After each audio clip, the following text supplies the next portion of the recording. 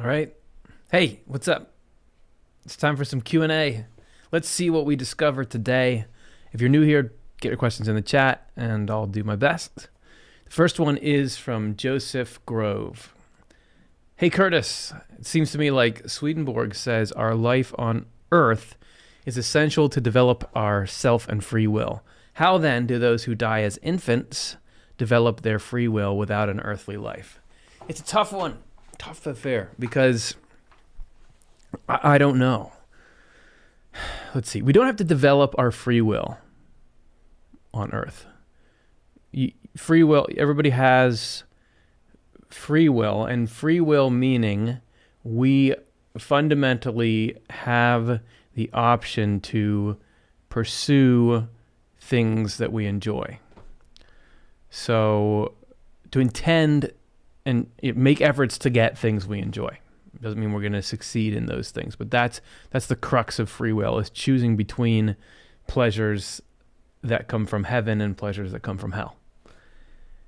So you don't have to develop that. That's already there. But developing the self, absolutely. I mean, Swedenborg asserts that that's what life is. That's what we're doing here, is forming our, what he calls, a dominant love, or aligning ourselves with one thing that we desire above everything, that we look to as the best thing, the thing that we enjoy the most. And ultimately that comes down into these major categories of, is it ourself? And if it's yourself, the sort of pleasures that go with that is having yourself be superior to others and exercise control and dominion and all that. Or is it the common good, or what you could call the Lord? But I don't know. Swedenborg says that infants who die grow up in heaven, which makes it seem like, oh, it'd be better if we all just died, because then we would go and grow up in heaven. Now, he does say that people that grow up in heaven lack a certain depth and sophistication, especially in regard to knowledge of anything that's negative. So you have like a kind of innocence there, which is cool, but lacks a certain wisdom on how to deal with difficult things.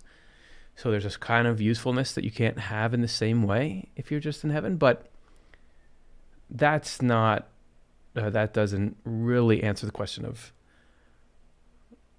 well, wouldn't it just be better if we all just went right to that world? And how come those people don't seem to have the same kind of freedom? I would imagine you're exercising the same sort of freedom there, but he makes it sound like people that grow up in heaven stay in heaven. Something I'm going to lob at you that's maybe not that satisfying is the idea that there's divine foresight. So even though we do have the freedom to become whoever we want to be, God can tell, or God can see that before it happens. So the only explanation I can think of is that somehow the people who die young, God can tell that growing up in that environment will work for them. And maybe some of us we couldn't just do the whole thing in heaven because we need particular regeneration from here. That's it. That's what I got. Okay. We got Crash Organism, who says, before I came to Earth, someone was speaking to me and said a bunch of things. I recall wanting to be given the knowledge of playing music and was told, here are the people that will teach you if you ask. There were other things said, and before the flight here, I was told the only thing that is not allowed is to hurt anyone. I remember the warmth and kindness and think of that person as my buddy or friend. Who could that have been? So all kindness and goodness comes from God, and it can come through God as a person. Very much God is like our divine friend, or it can come through angels, who are people who have opened up so much to that divine nature, as in they accept so much of what comes out of God that you sort of see that God shining through. So I would imagine it could be either. Barbara says, hi Curtis, did Swedenborg feel satisfied he fulfilled his purpose or assignment here on earth? That's a good question, because I know he was a firm believer in providence and that God would do with Swedenborg's materials and life trajectory what God needed to do. But he certainly scraped and clawed till the end trying to get his books distributed.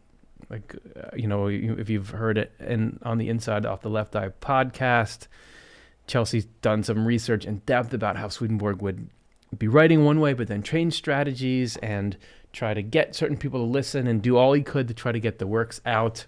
I know that he was aware that they weren't selling that well, and I'm sure that he seemed to, by his actions, want to try to really get people to be interested and read them. So I think that he was content with what he produced. I don't know, though. You don't get much of a window into, did he think it was good enough? Did he think it was good enough? Okay. Javier says, are there dinosaurs in heaven? Man, if there's not dinosaurs in heaven, I'm going to wherever they are. So Swedenborg doesn't talk about dinosaurs, but dinosaurs being a form of life, all life that would be ever existing physically is an effect or expression of something spiritual. Ultimately, everything that's alive derives its life from God. So, and ultimately, every living thing that's ever existed shares some characteristic of what Swedenborg calls God's humanity. That the human form is actually something that's present in us human beings, but also in all kinds of animal and plant life, and even stuff that we wouldn't consider alive, like minerals. So I would think dinosaurs are, like everything else, some expression of a particular part of that divine life. And the flora and fauna in the afterlife is responsive to what's going on with the angels there and with the evil spirits there, depending on if you're in heaven or hell. So I would imagine wherever there are people who are accepting from God the kinds of thoughts and feelings that correspond to the souls that made dinosaurs live, around them, you would find dinosaurs. And you'll find me with my little camera, like, yeah, this is awesome. Gabrielle, I believe that I'm trapped in a spiritual stronghold created by a group of evil spirits or a demon. How do I get out of it? Well, I'm sorry that you're feeling like that. Everything that Swedenborg said about protection had to do with trust in God. He talked about going down into hell, but only doing so after having some kind of angel with him or some preparation or something that would keep him safe so he could talk to people in hell and hear what they were saying, but without risk. I don't know. We've had people on our channel who talk about the importance of sacred scripture. So like people talk about the 23rd Psalm, which is the Lord is my shepherd, and just repeating that. We did a show called How to Deal with Evil Spirits.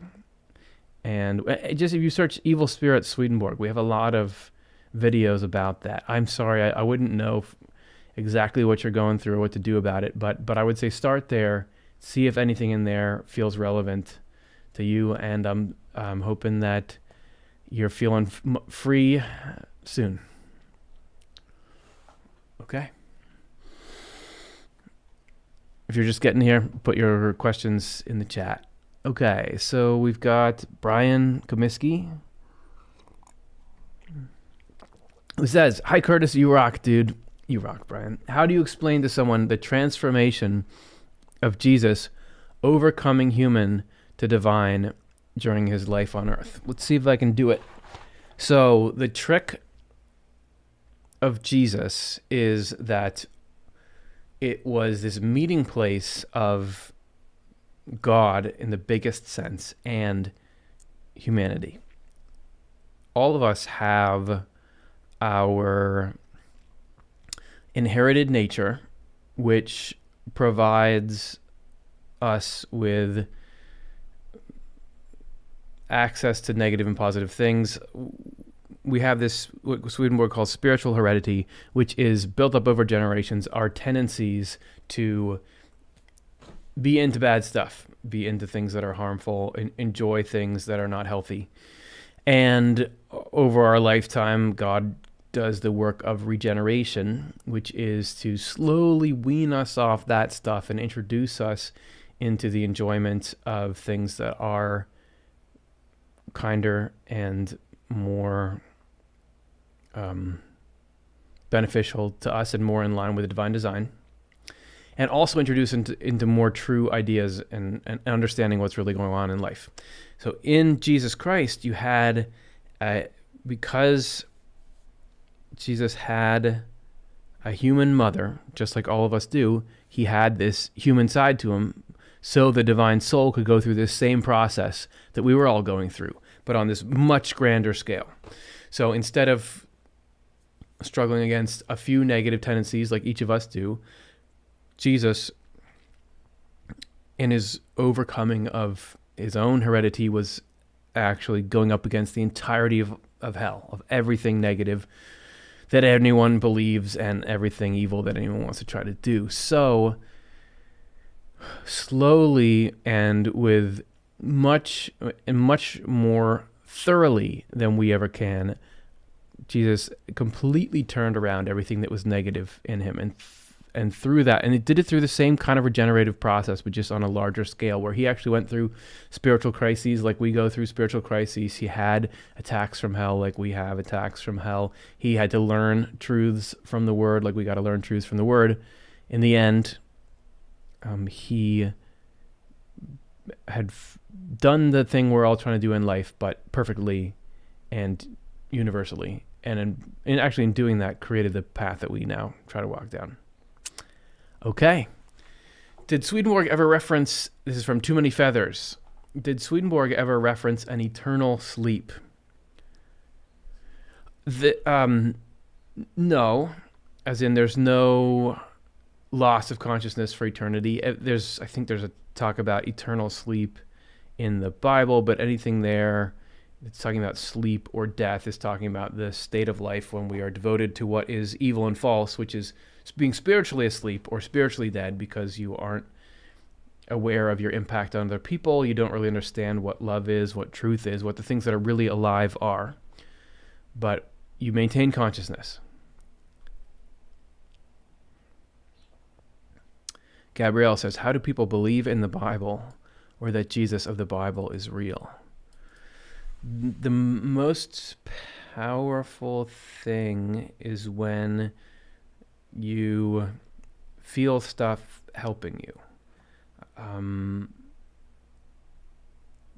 Swedenborg's writings, for example, and his explanation of the Bible have given me these tools that have been really helpful. It's through that firsthand experience of, I can feel the presence of something good. I can feel this doing things in me. That's the lens through which you begin to look at the Bible. And I begin to, when I just read it on the surface, there's plenty of stuff that I don't think that couldn't have happened like they said it happened, like Noah's flood. But when you learn about the correspondences, you can start to see for yourself how it's true.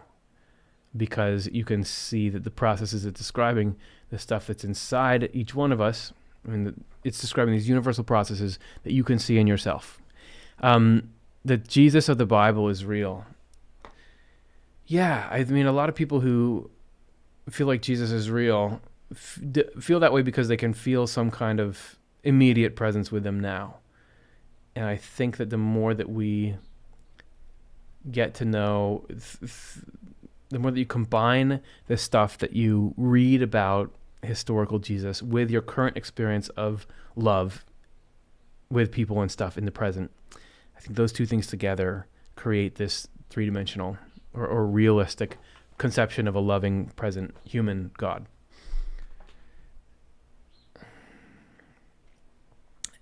Anders said, according to war, you shall not kill.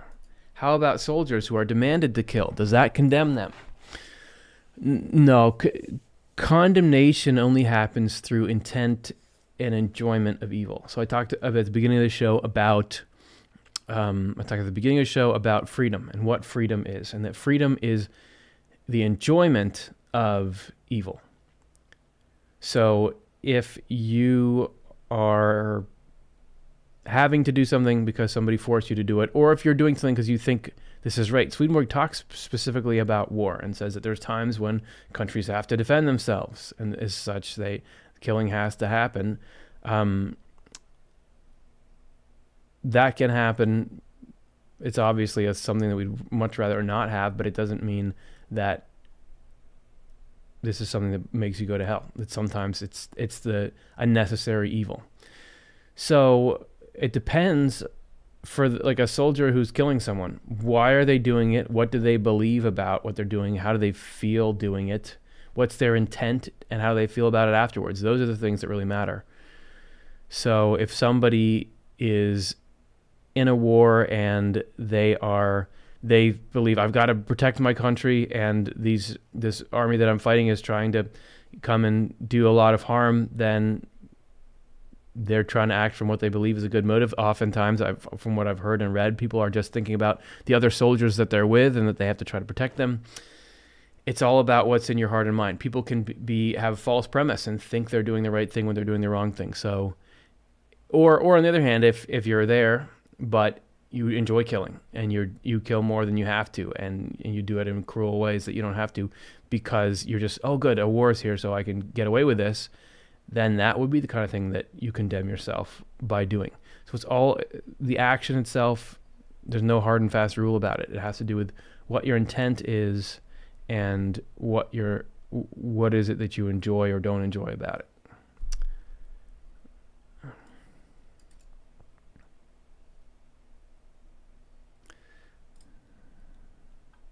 All right, let's see. I lost my place. You know, a couple times every episode, I gotta lose my place here. Well, because it's just like, I know you already know this, but it's like all of a sudden we'll load like 30 comments at once, and then my thing goes way down. I can't find out what I'm talking about. Okay. Matthew Bush says, "Hi Curtis. While reading Paul, I came across a phrase that I can't remember the inner meaning of. It was something like, 'May it be meat with you.' Thanks for the refresher." Like the inner meaning was, "May it be meat with you," or was that the phrase? Can you give me a little more? What are you talking about? Give me a little bit more context for that. Thank you. Okay, so Lisa Westwood says, "Does Swedenborg explain when the soul enters the body, at conception, birth, or at some point in fetal development?" I don't think so.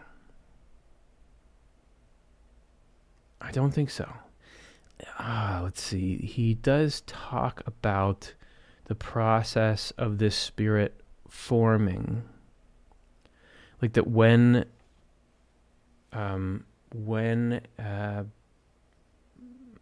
baby or an embryo is first forming, there's like the physical thing, but there's also, I don't know if it's when he's talking about the spiritual side of that, but I don't think, I'd have to go and look at that. But that's more to describe like this is the spiritual component to what's going on. But no, it doesn't. He doesn't say, as far as I know. I don't know. Good question. Obviously, it's a pertinent question, but yeah, not that I don't think he talks about it. Let me take a look. Then if I get anything, I'll let you know. But I don't have time for it right now because I don't even know what terms you would search for that. Because he wouldn't use fetal, or I don't know what terms they used back then. Okay. Thanks for the question, though. This is the kind of service you get here. You ask me important questions and I don't know. Juan says, "If a soldier ends with the human life just for following orders, then what does this soldier care for his or her own life?" Oh, that's a commentary on what I was talking about before. Eric Smith, 14. "What is your favorite Bible verse?" I like the one where the criminal says to Jesus, Lord, remember me when you come into your kingdom. And I love, in my Father's house are many mansions. For some reason, I like this part when he says, if it were not so, I would have told you. Oh, there's one in Revelation. Is it God will wipe away every tear? I love I know the plans I've made for you, plans to give you hope in a future. There's a lot of good ones.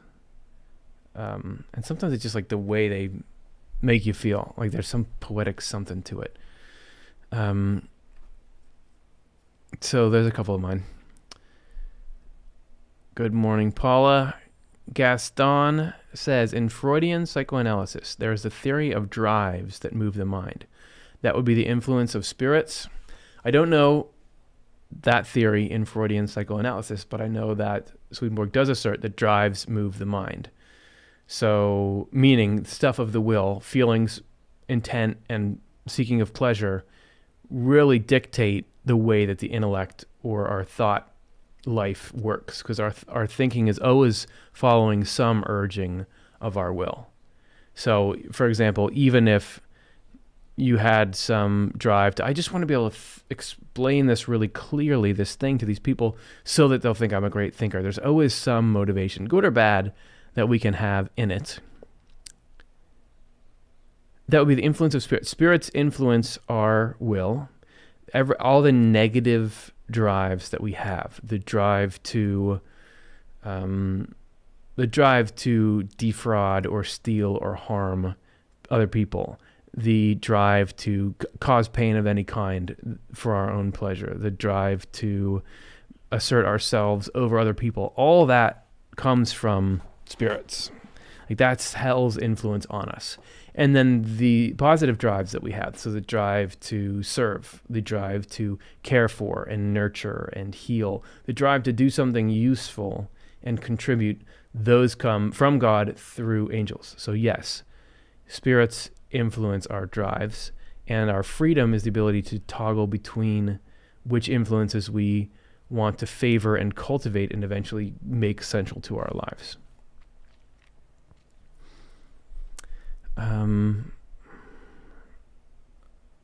Okay, where are we? What's going on here?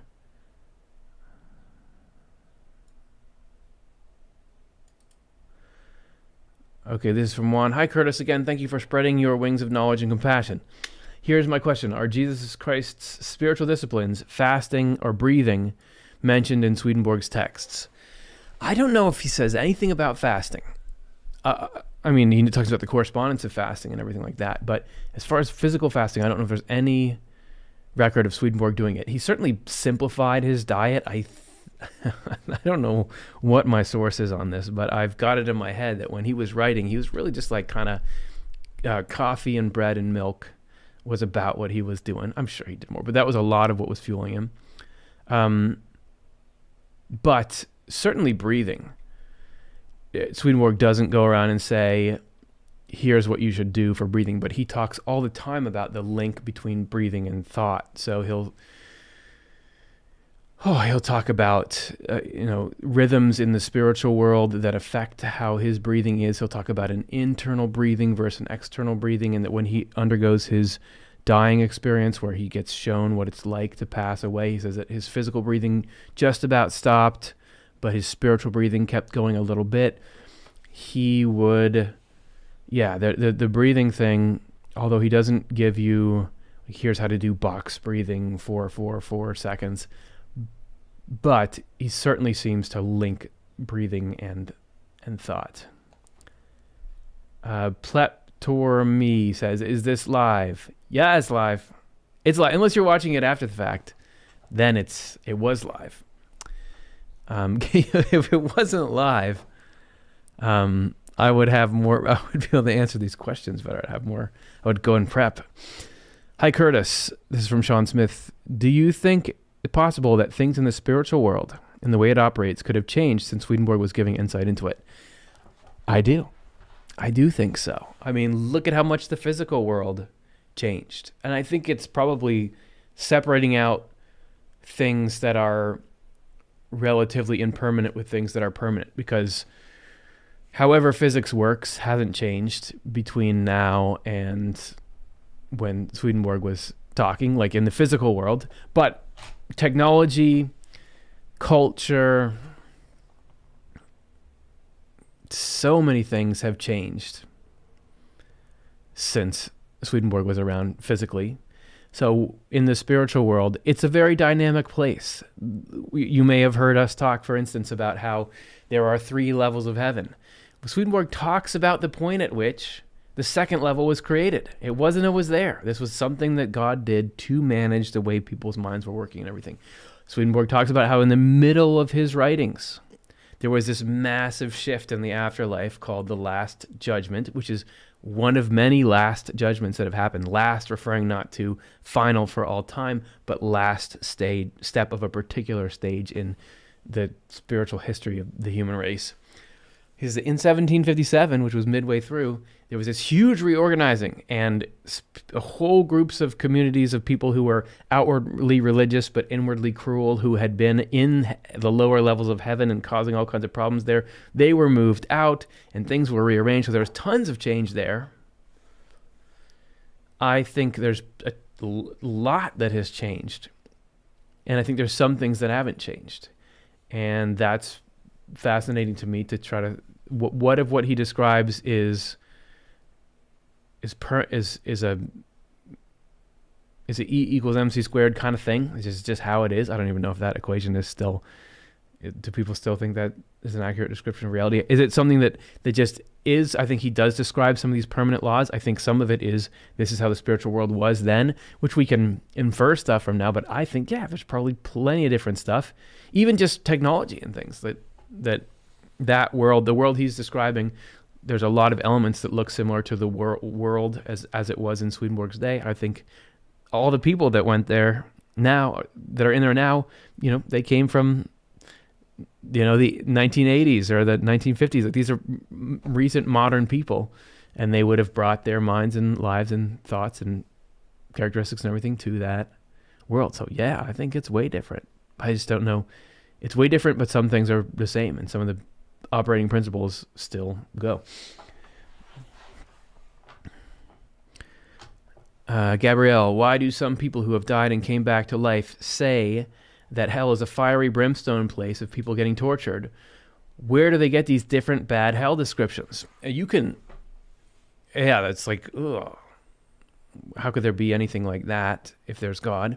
And definitely, if you pop into certain parts of Swedenborg, it seems like it's that. So, as I understand, sometimes there's punishment in hell. Like, there are laws in hell, and like here, if you break a law, you get put in jail. There's things like there's like people in hell are allowed to set up their own society and allowed to keep it together in certain ways. There's always limits on what they're allowed to do to each other, but there are times when people are allowed to punish each other because this is the only way that people will stop doing the progressively harmful things they're doing. But it's not torture. Like, there's never, this is just, the point of it is just to make you suffer. But I think that's highly regulated, and I don't think it's the norm. I think that everything is working toward even people in hell being able to live the happiest life that they can. So having certain limits about what you're allowed to do that's negative, but even trying to give you as much joy in the things you like without, as long as they don't cross this line and harm people, as we just saw in Crash Organism's comment earlier. But the fire and brimstone and all that would be like representations. All of the hellfire kind of stuff that Swedenborg saw it's not actually fire that's there. This is a representation of the hatred and cruelty that's inside people who are in the state of mind that's called hell. Just like way back in the beginning, I was talking about dinosaurs and saying that they are animals of all kinds in the spiritual world are like a reflection of what's going on in the hearts of the minds of angels there. So in hell, you can see all kinds of fiery and scary and degraded things, and it's a reflection of what's in the people. It's actually like a visual representation of the kind of hatred for others or pride that they have. So it doesn't actually feel like burning to them. And it doesn't even look that way to them. Swedenborg says people in hell see hell as pretty normal, and that this is something God does intentionally so that they can live the happiest lives that they can live. But because if you're in this mindset that is based on, I'm the most important thing in the universe, all the kind of negativity and cruelty that goes on there, it's like, yeah, okay, well, that's just how life is. I don't see anything really wrong with that. But if an angel looks at it, if you look in from the light of heaven and see just how bad that kind of life is, that's when everything looks like that. So hell doesn't see it like that, fiery and brimstony. But if you looked in from the perspective of heaven, you would see that. And yeah, the point of hell is to let people who have devoted their lives to pleasures that harm others, the point of hell is to give those people the best life they can possibly have while protecting other people. Okay. Let's see what we got here. What we got? Okay, great. You know what I'm talking about, my old scroll thing.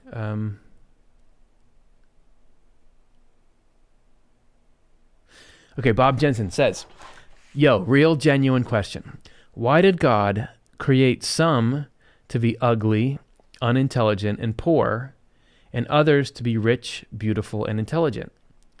The extreme inequality between our gifts and abilities is hard. Yeah, man. That's not fair. Why do those people get all the good stuff? So I would say any of those things that you describe. Well, first I'm going to say, yeah, it's really tough. It's really tough when you feel, and you know, we all just feel it time to time. Like if you feel like you're not attractive, you're not smart, you know, it's a little less subjective to feel like you're poor, but you can get this feeling of like, why? It hurts, right? It hurts. All those things, beauty, intelligence, riches, can be either blessings or curses, depending on how they affect your spirit. We're alive in this world for a little while. It can feel like a long while, but in the grand scheme of things, it's a short while. And if the reason why you look the way you do in the physical world is for physical reasons. So it's genetics. It's also what happened to you in the womb, how your life has gone, right? That's physical stuff. To a large extent, intelligence can be affected by those kinds of things. And wealth can be as well. It can be affected by societal conditions. All those things all those things can have a positive or negative effect on your spirit either way. Because you can be really smart and good looking and rich, and because of that, believe that you're superior to other people, look down on them, treat them like they're nothing, and take joy in that, in your own superiority. What that's doing is causing harm to your own spirit. And after physical life is over, none of those things are arbitrary anymore.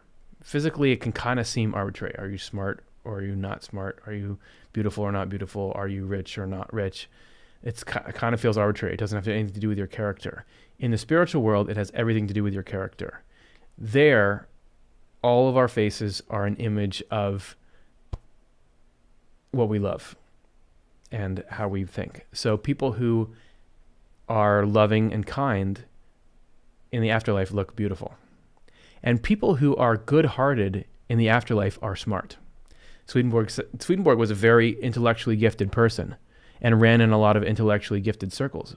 But he said that when he got to the afterlife, he would see people who had very little education in the physical world, because though they had a good heart and they loved people and they loved God, they were able to speak with great intelligence in the afterlife, because there your will dictates what your intellect does, as I believe we were just talking about a minute ago. So there, kindness is the currency. Goodness and truth are spiritual riches. So having humility, having the desire to make others happy, the desire to not be prideful and lifted up over other people, that's what makes you beautiful in the afterlife. Literally. You look beautiful if you have that in your heart. That's what makes you wealthy, because that's what puts you in heaven. And heaven is where you have all kinds of magnificent surroundings and everything. It's even what can put you in leadership positions in heaven, is that humility and that lovingness. So that inequality, God doesn't think anyone's any better than anyone else.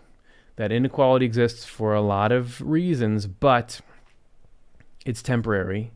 And in the afterlife, everything is as you would kind of feel like it should be.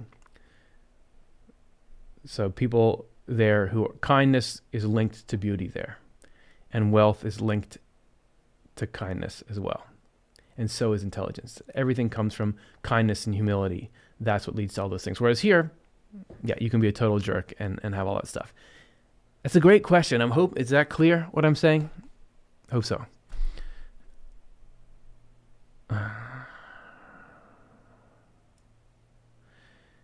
Sheila Hayes, my beautiful beloved brother transitioned January 23rd and 22. He came to me twice in dreams. I want to talk to him again. How long will he be permitted to make contact with me before going to other worlds? Swedenborg talks about two major phases of life after this life, which is you wake up in what he calls the world of spirits, which is where life is actually a lot like it is here. It's kind of halfway between heaven and hell, and it is where you kind of sifting down and finding out who you truly are. It's also, for what it's worth, the period in which you start to change your appearance, like I was just describing. That takes a certain amount of time, usually not that long, and then you get into the community that aligns with what you love. He doesn't talk about how that affects your ability to communicate with people in the world. I would think that in heaven you'd have more access to come and talk. I don't know. I'm so sorry for the loss of your brother. It's awesome to think that you had these two powerful experiences. I hope that he can continue to come and do it throughout your life. But I wouldn't say I know for sure. All right. Gaston says, in Heaven and Hell, Swedenborg claims that knowing more about spiritual truths makes it harder to reach heaven. Should we remain ignorant and avoid our drive to know more? I think what you're referencing is that Swedenborg does talk about people. He's talking particularly about people in his church, the Christian church of his day, actually having so many doctrinal things that were falsified truths in their mind that it made it harder for them to get to heaven. I don't think that he says that knowing actually things that are really true make it harder to reach heaven. But I think he was particularly looking at doctrines that he felt ran counter to the primary ideals of spirituality. So there was the idea that you're justified by your faith alone, that it's just about saying a couple of words, participating in a certain ritual, and then you're saved regardless of the quality of your life. He said that's the antithesis of caring and love and everything Jesus taught. So that can get in your way if you separate religion from love in your mind. Also, he talked about the idea of thinking that there are three separate gods in the Godhead it can be misleading, because to get into heaven, you've really got to understand that God is one and that it's fully present in Jesus Christ, which is the human God that you can have in front of you. So those kind of things can be a problem, but only if, as he says, you adamantly convince yourself of them and become stubborn. Anything that you hold with humility is fine. You can have all kinds of inaccurate principles. If you have a humility overall that you don't stake your reputation on these things, and you don't have pride that where you won't hear that they're not right. If you're not wrapped up in them, it's easy to get those corrected in the afterlife. So knowing more is good. I mean, all of Swedenborg's books was him saying, I'm permitted to reveal these secrets from heaven because you need a constellation of truths in order to point the right way to how you should live and how you should express love and shun evil and do everything like that. So I would say, don't need to remain ignorant. Try to learn stuff that's actually true, which is hard to know. But the main thing is keep humble about your beliefs, because then God can sort out anything we get wrong nice and easy in the afterlife. Gabrielle says, I know this is silly, but if you may, in the analogy of a car, could you please explain the difference between a person's soul and a person's spirit? It's not silly. I think I get that question sometimes. I usually want to avoid it because I don't think Swedenborg gives a technical distinction between those two terms. I think he uses them interchangeably. I will say that he does talk about different parts of the soul/spirit. He talks about an inner self and an outer self. So if we're talking about a car, the outer self might be the wheels and the frame, and the inner self would be the engine. Because the inner self is the part inside of us that God is actually plugged right into. If you think of God as the fuel that gives us life. And in that inner self is everything heaven and from heaven and it's living. The outer self is the stuff that has contact with the world. So I would think, I don't think he sticks really closely to a technical rigidity around soul versus spirit, but he does have his own terms that he uses, one of those being inner or outer self.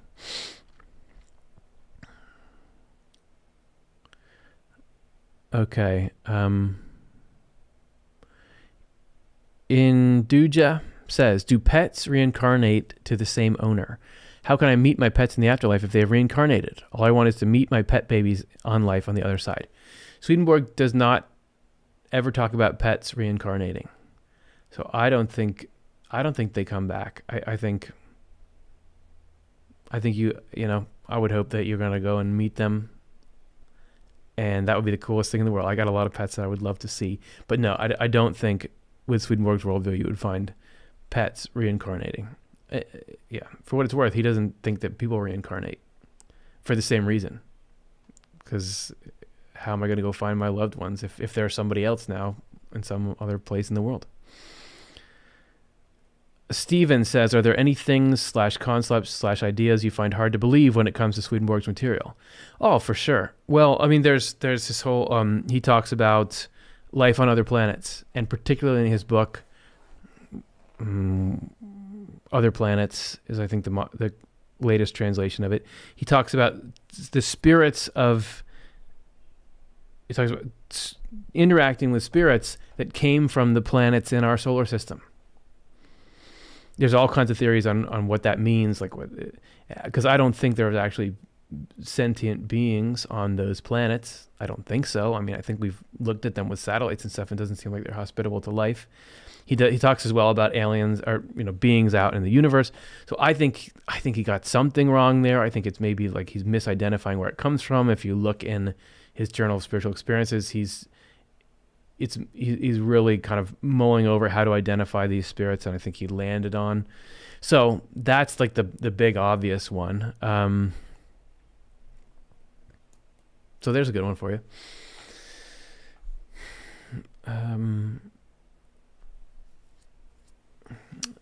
Pierre Tardy says, does the Bible say that Christ will have a new name at his return? Revelation 3, verse 11, behold, I am coming quickly. I will write on him the name of my God. I will write on him my new name.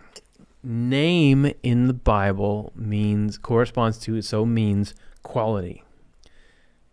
Always when it's talking about naming something, it doesn't matter what word we attach to something. It doesn't matter what we call it, what syllables we call it. The name is the quality. So if you're talking about the name of Jesus Christ, this is the quality, the love that Jesus exemplifies. Sorry, I just have my phone thing go off. This the way of life that Jesus advocated, that's the name of Jesus. So that's why you can have people who have never even heard of Jesus following in interacting with the name of Jesus. So the new name that God is going to write on us is a new quality in us. I know, is this the same number? I know you got some ellipses in there, like some is left out, but is this the one with this, I'll give him a stone, to he who overcomes, I'll give a stone with a name written on it that no one knows but him? New name is a new quality. So I would think when he's saying, I'm going to return and write this new name on you, it means I'm going to come to life inside of you and make you into something new, into a new kind of person, like the regeneration we were talking about before.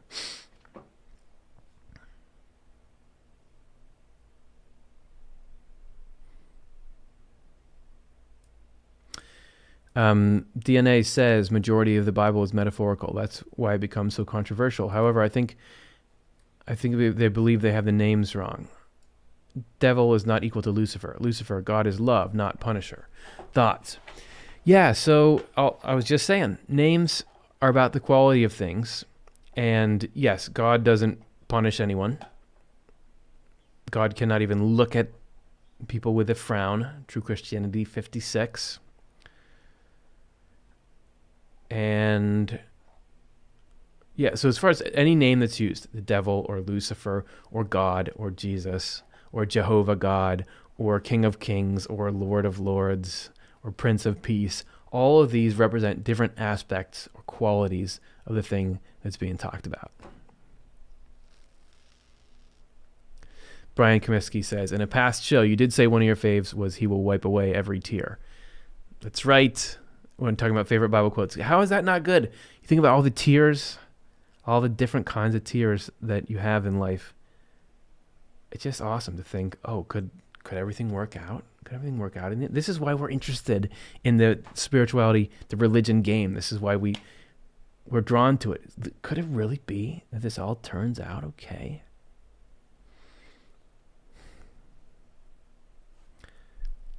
Steven says, what's your favorite Swedenborg book and why? Okie dokie, man. Let's do it. What is the favorite Swedenborg book? It has got to be.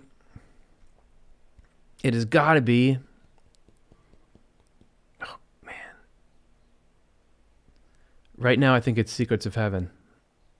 Because I've been studying the creation story in the Garden of Eden and their correspondential meanings, and it's really tangible and cool. I mean, the parts that I've been able to get.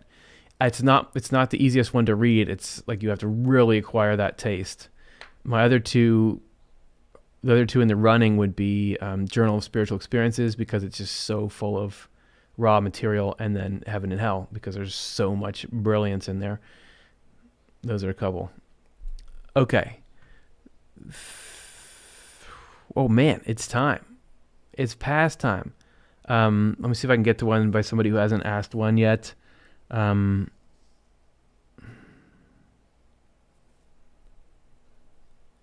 Okay, this is Divine Feminine, guided by Spirit. I had sleep paralysis and experienced my past lives. I had seen a film and felt like I was experiencing it at the same time. Beforehand, I saw lots of white lights. Then I see myself in a white room and hear Morgan Freeman's voice saying, congratulations, you have witnessed your past lives. You're ready for the next level. What's your thought on that? I don't know. Swedenborg doesn't talk about past lives. He seems to indicate that you can have memories of things that are like past lives, but those are actually shared memories with the spirits that you're with. Morgan Freeman's voice, well, I don't know. But I guess it's like universally recognized as this is a powerful voice. I don't know. That sounds like a really powerful experience, but I couldn't say any further. Okay. Hey, Michael from Germany. Thank you for joining. Pleptormy says, wasted my opportunity for a live question by asking if the show was live. I know, but you had to figure it out. Now people know for sure. All right. Thanks, everyone. I'm not going to be able to get to the end of these, as always. But it's been a great ride. Happy birthday to my dad, if you're watching. I hope you're having a great one. Thanks for everything you've done for me. Everybody, Thanks for watching, and let's do it again. We'll do it again next week. All right. Talk to you soon. See ya.